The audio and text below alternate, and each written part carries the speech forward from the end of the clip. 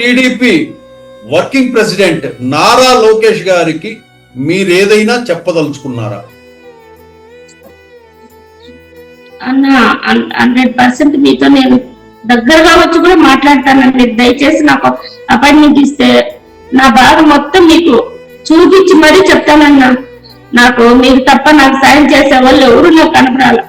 నేను శ్రావణ్ సర్కార్ బింగ తప్పైతే నన్ను క్షమించండి, నేను ఇంక పోను. దయచేసి నాకు న్యాయం చేస్తే నేను ఎవ్వరి దగ్గరికి పోను. మమ్మల్ని ఆ రోజు లోకేష్ అన్న మమ్మల్ని ఆ రోజు కిడ్నాప్ చేసి మమ్మల్ని సోవ పెట్టిన దాని వల్లే మేము కాపాడుకోవడానికి మాత్రమే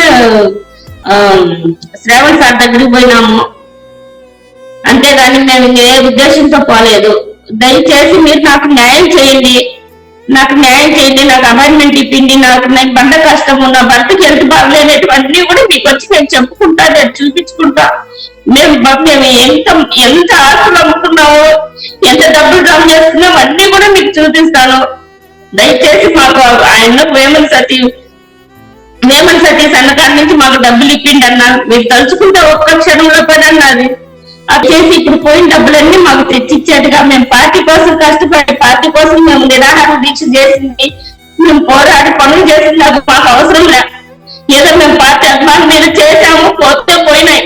కనీసం వేమన సతీష్కి ఇచ్చిన డబ్బుల్ని నువ్వు జోక్యం చేసుకుంటే తప్పకుండా మాకు డబ్బులు వస్తాయన్నా. దయచేసి నీ పాదాలు ఉంటే పోయి దగ్గరలో పట్టుకున్నాను, నీ పాదాలు పట్టుకొని అడుగుతున్నా. నా మనస్ఫూర్తిగా నీ పాదాలు పట్టుకొని అడుగుతున్నా.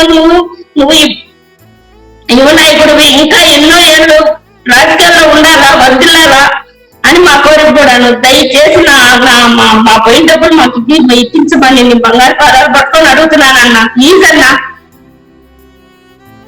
ఓకే సుధామాధవి గారు, thank you very much Sudhamadhavi గారు.